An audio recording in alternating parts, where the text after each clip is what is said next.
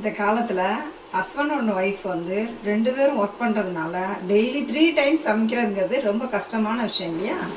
அதனால் இந்த மாதிரி பூண்டு வத்த குழம்பு 1 மந்த்துக்கு தேவையானதை செய்து ஸ்டோர் பண்ணிக்கிட்டிங்கன்னா சமைக்க முடியாத டைமில் ரொம்ப ஈஸியாக இருக்கும். அதுக்கு கடலப்பருப்பு 3 ஸ்பூன், உளுந்தம்பருப்பு 3 ஸ்பூன், மிளகு 2 ஸ்பூன், வரமிளகாய் 7, நல்லா ட்ரை ரோஸ்ட்டு பண்ணிக்கோங்க.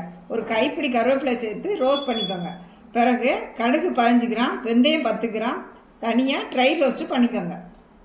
கடாயில் சிறிதளவு எண்ணெய் சேர்த்து சின்ன வெங்காயம் 250 கிராம், பூண்டு 250 கிராம் நல்லா வதக்கிடுங்க. பின்ன தக்காளி 250 கிராம் சேர்த்து நல்லா சுருளை துவக்குங்க. இப்போது ட்ரை ரோஸ்ட்டு பண்ணினதை மிக்சியில் சேர்த்து பொடி பண்ணிவிட்டு அதோட நம்ம துவக்கி வச்சுருந்த வெங்காயம், பூண்டு, தக்காளி ஒன்றா சேர்த்து இந்த மாதிரி பேஸ்ட் ஆக்கிடுங்க.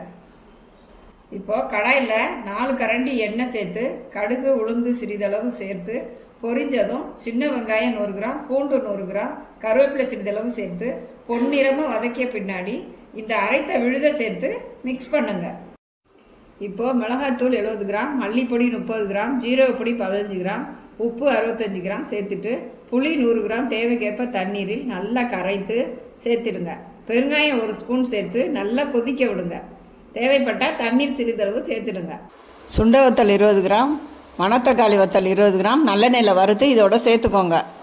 இந்த சுவையான வத்த குழம்ப நீங்களும் ட்ரை பண்ணி டேஸ்ட் பண்ணுங்கள்.